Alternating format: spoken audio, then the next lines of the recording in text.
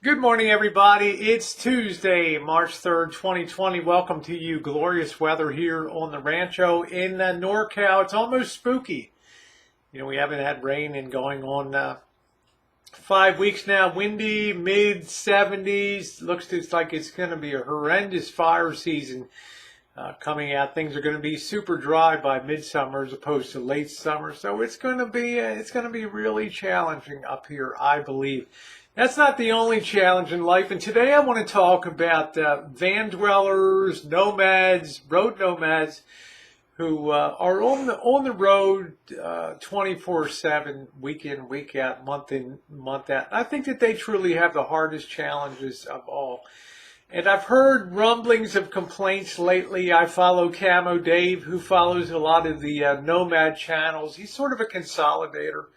I hope that you will sub him up. Camo Dave is his channel. And he does a Saturday morning chat, and he does sometimes a daily vid. And he talks about the state of nomads, RVers, and van dwellers. And he has loosely followed Elvis and I in our work on the restoration of the Lisa Marie, as well as some of our travels that we engaged in last summer and fall. He's a very watchable, very, very likable guy. But the theme that's been resonating and coming up lately, and you can really hear the drum beating louder and louder, is the decline of money that's going towards some of these van dwellers.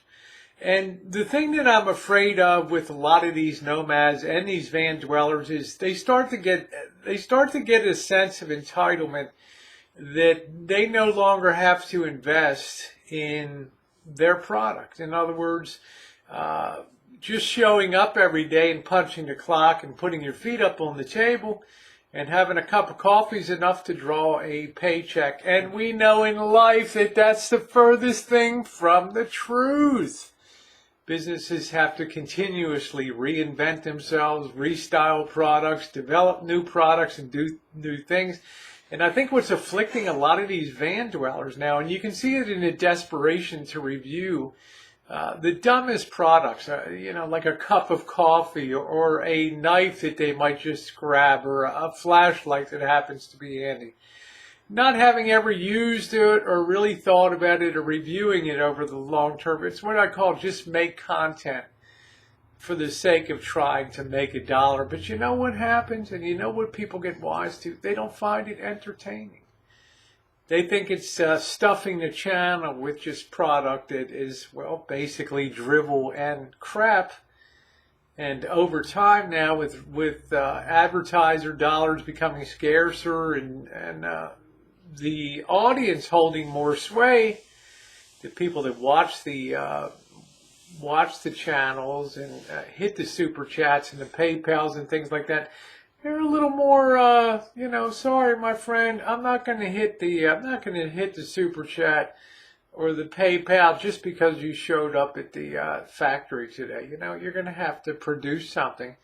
And produce something of value, which means you're going to have to invest in your channel. And you're going to have to do things to entertain people and take people places and show them and interact with them and show them a world that they may not be able to see themselves. There's no free lunch in the world, and I think all of those chickens are now coming home to roost. Throw on top of that a really sketchy economy coming up, and it's going to be, the fat times may turn into the lean times, and we might see a real Darwinian struggle of the survival of the fittest. Or is it the survival of the most entertaining? Happy Tuesday, everybody.